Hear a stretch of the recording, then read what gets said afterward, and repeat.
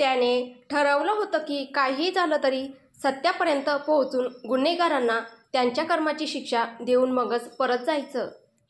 आता पुढे मयुरी रूममध्येच बेडवर झोपून समोरच्या छताला एकटक न्याहाळत होती. गेली 4-5 दिवस ती या रूमच्या बाहेर पडली नव्हती. तशी अनयची तिला ताकीदच होती आणि तिला हव्या त्या सर्व गोष्टी इथे आणून देण्याची व्यवस्था त्याने केलेली असल्याने तिला तशीही त्या रूम बाहेर जाण्याची गरज पडली नाही. पण आता गेली 2 दिवस अनय ना तिला भेटायला आला होता ना त्याने तिला कॉल किंवा मेसेज केला होता, ज्यामुळे तिला त्याची काळजी वाटत होती. तिने आयुषलाही त्याच्याबद्दल विचारलेलं, पण त्याच्याकडेही अनयबद्दल काही सांगण्यासारखं नव्हतं. काय सांगणार होता तो तिला, जर त्यालाच काही माहीत नसेल तर?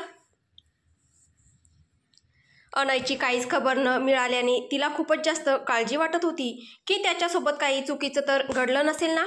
जसं तिचं कुणीतरी अपहरण केलं होतं तसंच त्याचंही कुणी तरी, ती कल्पनाही तिला करवत नव्हती.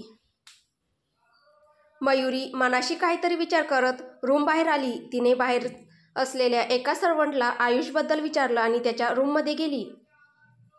आयुषच्या रूमचा दरवाजा जरासा उघडाच असल्याने त्यातून स्पष्ट दिसत होतं की तो त्याच्या लॅपटॉपवर काहीतरी करतोय. मयुरीने धाड करून रूमचा दरवाजा उघडला. थोड्या वेळानंतर आयुषने त्याची कार अनयच्या फ्लॅटसमोर थांबवली. तसं त्यातून मयुरी बाहेर पडली. तिच्या पाठोपाठ आयुषही आला. ते दोघेही आत आले तसं त्यांना पाहून हॉलमध्ये बसलेले मनस्व आणि रुद्र जागेवरच थिजल्यासारखे उभे राहिले. पण त्या दोघांकडेही दुर्लक्ष करून मयुरी सरळ त्या रूमसमोर जाऊन उभी राहिली ज्यात अनयने स्वतःला बंद करून ठेवलं होतं. मयुरीने त्याला आवाज देत दरवाजा वाजवायला सुरुवात केली. अनय, प्लीज दरवाजा उघडा, मी आले. मयुरी, मला तुम्हाला भेटायचंय. प्लीज उघडा ना दरवाजा. मयुरी दरवाजा वळवत त्याला बोलते. तिचा आवाज ऐकून अनय स्वतःच्याच विचारातून बाहेर आला, पण तरीही त्याची दरवाजा उघडण्याची हिंमत झाली नाही. मयुरी, तू जा परत घरी, मी नाही उघडू शकत हा दरवाजा, प्लीज. अनयचा आतून आवाज आला. तसं 2 क्षण मयुरी जागेवरच थबकली. खूपच दुःखी वाटला होता तिला त्याचा आवाज आणि तिला मनापासून वाटत होतं की तिने त्याच्या दुःखी असण्याचं कारण जाणून घ्यावं. इतकंच नाही तर होईल तितकं त्याच्या या कारणाचं निरसन करावं. तिला त्या दोघांचं नातं माहीत होतं, पण त्या नात्याबद्दल कसलीच आठवण तिच्याजवळ नव्हती ना कसली भावना जाणवत होती. जे काही जाणवत होतं ती होती फक्त एक नाजूकशी ओढ, जी तिला ती शुद्धीत आल्यापासून जाणवत होती. पण अनय, मला तुझी काळजी वाटते म्हणून मी इथे आले तुला पाहायला. प्लीज एकदा हा दरवाजा उघड ना, प्लीज. मयुरी त्याला रिक्वेस्ट करत बोलते. तू परत जा. यावेळी मयुरीला अनयचा जो आवाज ऐकू आला तो तिला खूपच कठोर वाटला, जणू तो तिला आदेश देतोय. नाही, मी परत जाण्यासाठी इथे आलेली नाहीये. तुझी बायको या नात्याने मला जाणून घ्यायचंय की असं काय घडलंय ज्यामुळे तू मागच्या 2 दिवसांपासून स्वतःला एका रूममध्ये बंद करून घेतलंय. मला जाणून घ्यायचंय की असं काय घडलंय ज्यामुळे तू कुणालाही भेटायला तयार नाहीये. भलेही मला मागचं काहीच आठवत नाहीये, पण तुझी बायको या नात्याने मला इतका हक्क नक्कीच आहे की मी तुला तुझ्या वागण्याचा जाब विचारू शकते. मयुरी रागाने आणि तितक्याच कळकळीने बोलते. तू माझी बायको नाहीयेस मयुरी. तुझ्याशी लग्न मी फक्त माझ्या स्वार्थासाठी केलं होतं आणि आता माझा स्वार्थ साध्य झाला आहे, त्यामुळे मला आता तुझी काहीच गरज नाहीये. तू आता माझ्या आयुष्यातून आणि माझ्या घरातून निघून गेलीस तरी मला काहीही फरक पडणार नाहीये. मी फक्त माझा हेतू साध्य करण्यासाठी म्हणून तुझ्याशी प्रेमाचं नाटक केलं होतं, त्यासाठी लग्नही केलं होतं, कारण मला तुझ्या नावावर असलेले माझ्या कंपनीचे सर्व शेअर्स माझ्या नावावर ट्रान्स्फर करून घ्यायचे होते.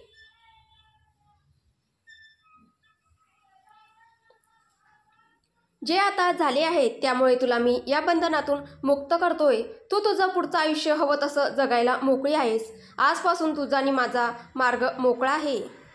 तुझ्यासारख्या मुलीची जागा माझ्यासारख्या माणसाच्या आयुष्यात नाही. तू जा इथून. मी आयुषला सांगून तुझी सर्व व्यवस्था करायला लावतो. अनयचा एक एक शब्द मयुरी ऐकत होती जे काही आयुषने तिला त्यांच्या नात्याबद्दल सांगितलं होतं. आता अनय त्याच्या अगदीच उलट बोलत होता. त्याचं बोलणं ऐकून ती पूर्ण शांत झाली होती. ना तिच्या तोंडून कुठला शब्द बाहेर पडला, ना तिच्या डोळ्यात जमा झालेल्या अश्रूंनी त्यांच्याकडे ओलांडल्या होत्या.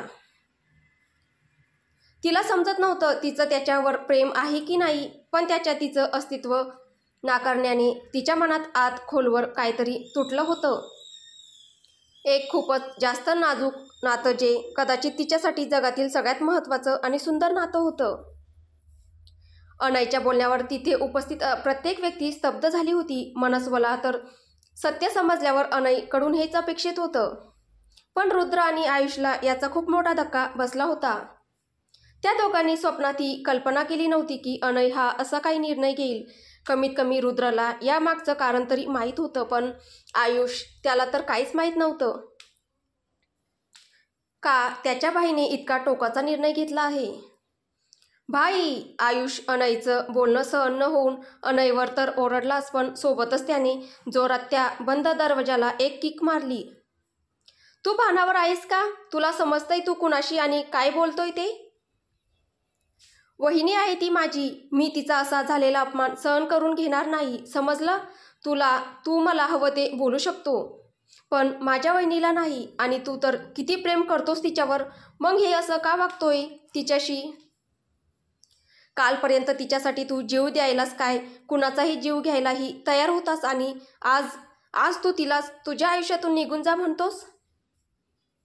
मला सांगशील नक्की असं काय घडलंय की तू वहिनीशी असं वागतोय? सांग मला उत्तर हवंय. आणि तुला जर तसं करायचं नसेल आणि माझ्या कुठल्याही प्रश्नांची उत्तर द्यायची नसेल तर मी दद्दूला सांगेन, तेच तुला वठणीवर आणतील मग. यावेळी बोलताना आयुषचा चेहरा रागाने पूर्ण लाल झाला होता आणि तो थरथरत होता. मयुरी तर काहीच बोलत नव्हती. ती बस एक एक पाऊल मागे टाकत तिथून निघून चालली होती. बाकी कुणाचं तिच्याकडे लक्ष नसलं तरी मनस्वचं मात्र तिच्याकडेच लक्ष होतं. त्याने लगेच सचिनला इशारा केला. तसं सचिन मयुरीच्या आधी तिथून बाहेर निघून गेला आणि त्याच्या पाठोपाठ काही वेळाने मयुरीही घराबाहेर पडली. अनयने खूप मन घट्ट करून मयुरीला सुनावलं होतं. ते करताना त्याच्या मनाला होणाऱ्या यातना तो कुणालाही शब्दात सांगू शकत नव्हता. त्याच्यासाठी हे किती कठीण होतं हे फक्त त्यालाच माहीत होतं.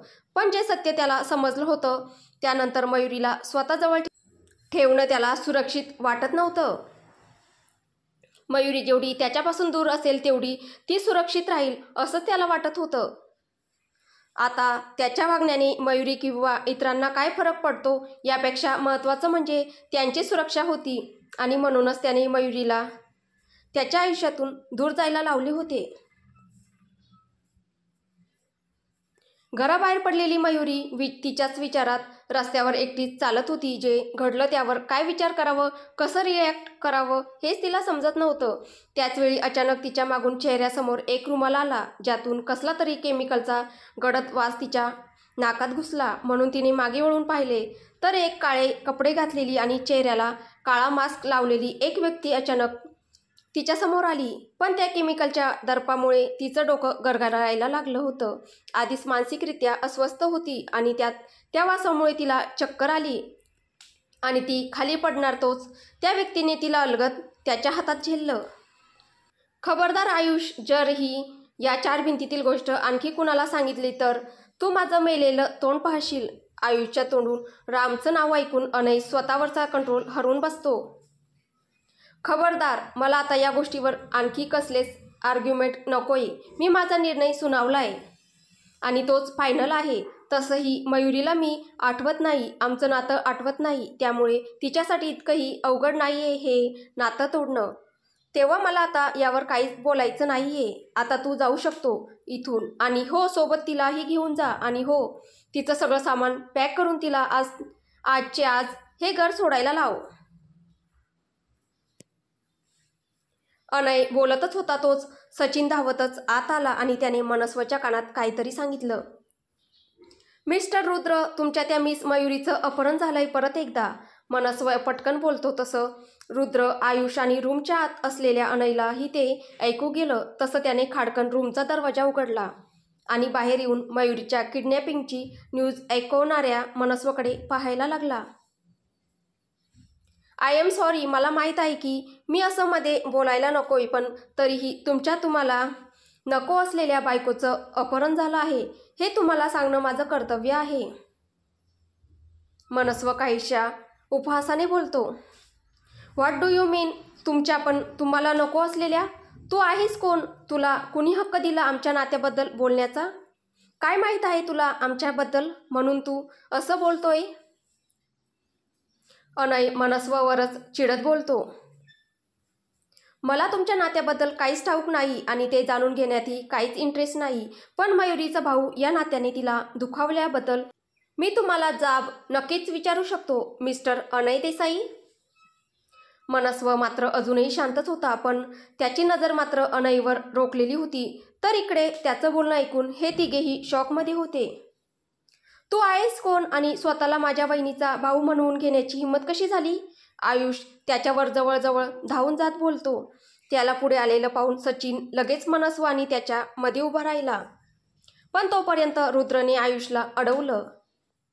आयुष शांत हो, तो काय बोलतो ते आधी ऐकून घे. मनस्व तू प्लीज आम्हाला सुरुवातीपासून सगळं सांग, जे काही तुला माहीत आहे ते सगळं, म्हणजे आमचाही गोंधळ होणार नाही. सचिन. मनस्व त्याच्यासमोर उभा असलेल्या सचिनला हाताने बाजूला व्हायला सांगतो. तू जा आणि तुझं अपूर्ण राहिलेलं काम पूर्ण कर, तोपर्यंत मी यांच्या सगळ्यांशी बोलतो. मनस्व बोलताच सचिन बाहेर निघून गेला. आपण बसून बोलूया का प्लीज? सगळ्यांना उभं राहिलेलं पाहून रुद्र बोलतो. तसं सगळेच तिथे सोप्यावर बसले आणि मनस्वने सांगायला सुरुवात केली. पण कुणालाही हे जाणून घ्यावं वाटलं नाही की मनस्वने सचिनला कुठलं अपूर्ण काम पूर्ण करायला पाठवलं. मला समजायला लागलं तेव्हापासून डॅड म्हणजेच प्रथमेश निंबाळकर हेच सदैव माझ्या आजूबाजूला होते. एक वडील म्हणून करायचे सगळे कर्तव्य त्यांनी पूर्ण केले, पण वडिलांचं प्रेम मला त्यांच्याकडून कधीच मिळाले नाही. आईला तर मी कधीच पाहिले नव्हते, पण काही वर्षांपूर्वी मी 15 वर्षाचा असताना अचानक एक दिवस डॅड आईला घरी घेऊन आले. माझी आई मिस भावना देसाई. प्लीज माझं बोलणं संपेपर्यंत काहीच बोलू नका. मनस्व अनय काही बोलणार हे समजून बोलतो. खरं तर मी आनंदात होतो त्या दिवशी, पण आईला काहीच आठवत नव्हतं, ना तिचं नाव ना तिचा असहनीय भूतकाळ, अगदी तिची मुलगीसुद्धा नाही जिला तिने जन्म दिला होता. 15 वर्ष सांभाळलं होतं. डॅडने तिला माझी आणि तिची DNA टेस्ट करून हे पटवून दिलं होतं की मीच तिचा मुलगा आहे आणि ते तिचा नवरा. आम्ही तिघे खूप खुश होतो. माझं कुटुंब पूर्ण झालं होतं. आता मला आईसोबतच वडिलांचं देखील प्रेम मिळत होतं. असेच काही महिने गेले असतील. एक दिवस मी आणि आई आम्ही एका मंदिरात जात असताना अचानक मला माझी तब्येत बिघडल्यासारखं जाणवायला लागलं, पण ते एक नाटक होतं माझं घरी परत जाण्यासाठी. आणि मला माहीत होतं आईचं त्या दिवशी मंदिरात जाणं ही गरजेचं आहे, म्हणून आईने सचिनसोबत मला परत घरी पाठवून दिलं. जेव्हा मी घरी आलो मला एका नोकराकडून समजलं की डॅड त्या दिवशी घरीच आहे, म्हणून मी लगेच त्यांच्याजवळ गेलो. बोलतच मनस्वला तो दिवस आठवला. 15-16 वर्षाचा मनस्व धावतच एका रूमच्या बंद दरवाजासमोर येऊन थांबला. तुला समजतंय का प्रथमेश, हे सत्य 15 वर्षे भावनापासून लपवण्यासाठी आम्ही किती कष्ट घेतले? मनस्व दरवाजा उघडणार तोच आतून एक अनोळखी आवाज आला. हे आजोबा इथे कधी आले आणि आईपासून काय लपवलं यांनी? मनस्व स्वतःशीच विचार करत त्याच रूमच्या बंद असलेल्या खिडकीजवळ जाऊन तिला हलकेच उघडली. त्याला समोर प्रथमेश, राम, वेदा आणि त्यांचे उरलेले 2 पार्टनर दिसले. आत रूममध्ये राम एका मोठ्या लाकडी खुर्चीवर बसले होते. वेदा समोरच एका बाहेरच्या बाजूने उघड्या असणाऱ्या खिडकीला पाठ टेकून उभी होती. प्रथमेश रूममध्येच इकडून तिकडे फेऱ्या मारत होता, तर अजय आणि संजय एका बाजूला उभे राहून मान खाली घालून त्यांचं बोलणं ऐकत होते. मला वाटतं आता जे जसं चाललंय ते तसं चालू द्या. भावनालाही आता पटलंय की मनस्व तिचाच मुलगा आहे. पण 15 वर्षांपूर्वी जेव्हा मनस्व आणि मयुरीचा जन्म झाला होता तेव्हा प्रथमेश तिथून मनस्वला घेऊन पळून गेला होता. त्यानंतर मी कितीतरी लोकांना पैसे देऊन ही गोष्ट भावनापासून लपवून ठेवली होती की तिला जुळी मुलं झाली होती. मग आताच का तुम्ही सगळ्यांनी हे घडवून आणले? आणि तुमची हिंमत कशी झाली मयुरीसोबत इतकं वाईट कृत्य करायची? आता तिची मनस्थिती कशी झाली आहे माहीत आहे का तुम्हाला? वेदाला तिला सायकॅट्रिस्टकडे न्यावं लागलं, जिथे तिने त्या सायकॅट्रिस्टवरच हल्ला केला, ज्यामुळे आता ती ज्युवेनाईल होममध्ये आहे. हे पूर्ण प्रकरण सांभाळता सांभाळता वेदाच्या नाकी नऊ आले. त्यात अभिलाही तिच्यावर संशय आला होता, पण तो भारतात येऊ शकत नव्हता म्हणून त्याने जास्त खोलवर तपास केला नाही. राहिला भावनाने तुमच्या विरुद्ध जमवलेले पुरावे, तर ते इतकं सगळं घडवून न आणता मीही ते तुम्हाला मिळवून दिले असते. मला मान्य की आमच्याकडून चूक झाली. जे मयुरीसोबत झालं तसं व्हायला नको होतं, पण 15 वर्षापूर्वी दुरावलेली भावना पुन्हा एकदा माझ्या आयुष्यात येत होती, त्यामुळे मी तसा वागलो. भावनाने साधना आणि अभिच्या एंगेजमेंटच्या पार्टीत मला नकार दिला होता, कारण तीही अभिवर प्रेम करायला लागली होती. पण आता ती सगळं काही विसरली. तिने हे मान्य केलंय, मी आणि मनस्वच तिचा परिवार आहे. अभि आणि तिच्या नात्याबद्दल तिला काहीच आठवत नाही. बाकी जे साधनासोबत घडलं आणि जे मयुरीसोबत घडणार होतं, त्या सगळ्यामागे फक्त संजय आणि अजय यांचाच हात आहे. मी नाही म्हटलेलं यांना. त्यावेळीही बस प्रियाला थांबवण्यासाठी मी तिचा अपघात घडवून आणला. प्रथमेश रामला स्वतःची बाजू स्पष्ट करत बोलतो, जे घडलं त्यावर भांडत बसायला माझ्याकडे वेळ नाहीये. बस आता इथून पुढे सावध राहा. वेदा, तू मयुरीची काळजी घे. प्रथमेश, तू भावना आणि मनस्वला सत्य समजणार नाही याची काळजी घे. आणि तुम्ही दोघं जरा कामाकडे लक्ष द्या. हल्ली पोलीस खूप जास्त कसून चौकशी करतात, त्यामुळे आपलं खूप प्रमाणात नुकसान झाले आहे. मला निघायला हवं आता, म्हणत राम तिथून निघून जायला लागले. त्यांना बाहेर येताना पाहून मनस्व तिथून लगेच निघून गेला. पण आज त्याला जे सत्य समजलं होतं ते खूपच धक्कादायक होतं. त्या दिवसानंतर मात्र त्याचं आयुष्यच बदललं. त्या दिवशी मला समजलं की ज्यांना मी माझे वडील समजत होतो ते माझे वडील नव्हतेच. पण मला एक जुळी बहीण ही होती, जिच्यासोबत ही सगळी लोक खूप वाईट वागली होती. तेव्हापासून सगळ्यांच्या नकळत मी तिचा शोध घेत होतो. मला तिला शोधायचं होतं. त्यानंतर मी तुमच्या संघटनेला जॉईन झालो. तिथेच शार्कची आणि माझी भेट झाली होती. त्याच एका मीटिंगला रुद्रने मला पाहिलं आणि त्या दिवशी प्रथमेश निंबाळकरच्या घरी मला पाहिल्यावर त्यांनी माझ्याबद्दल शार्कजवळ चौकशी केली आणि आज मला इथे बोलावलं. पण आज मी तुमचं माझ्या बहिणीसोबतचं वागणं पाहून खूप जास्त निराश झालो. आणि आता तिचं अपहरण झालंय. अजून एक खूप महत्त्वाची गोष्ट जी मला या तपासात समजली ती म्हणजे अनय आणि आयुषच्या आईवडिलांचा अपघातसुद्धा त्यांच्या आजोबांनी घडवून आणला होता. हे मला नंतर समजलं होतं, जेव्हा मी 22 वर्षांपूर्वीच्या प्रकरणाचा तपास घेत होतो. मनस्वने सांगितलं, पण त्याचं बोलणं ऐकून अनय अजूनच शॉक झाला होता. कुणी स्वतःच्या स्वार्थासाठी इतक्या खालच्या थराला जाऊ शकतं यावरच त्याचा विश्वास बसत नव्हता. आत मनस्वने बाकी सगळ्यांना त्याच्या बोलण्यात गुंतवून ठेवलं होतं. तोपर्यंत सचिन मयुरीला एका सुरक्षित ठिकाणी पोहोचवून परत आला होता. तो जेव्हा परत आत घरात आला तेव्हा मनस्व सगळ्यांना त्याचा भूतकाळ सांगून झाला होता. आणि रुद्रने शार्कशी बोलून राम, प्रथमेश, वेदा, अजय आणि संजय यांना अटक करण्यासाठी त्यांची फोर्स बोलावली होती. आता त्याला काहीही करून त्या सगळ्यांना त्यांच्या करणीची शिक्षा द्यायची होती. तर पुढे काय होईल हे आपल्याला पुढच्या भागात पाहायला भेटेल. तुम्हाला ही कथा कशी वाटते आहे कमेंटद्वारे नक्की कळवा. आणि कथा आवडत असेल तर व्हिडिओला लाईक करा, शेअर करा. आणि आपल्या चॅनलवर कोणी नवीन असेल तर चॅनल सबस्क्राईब करा. धन्यवाद.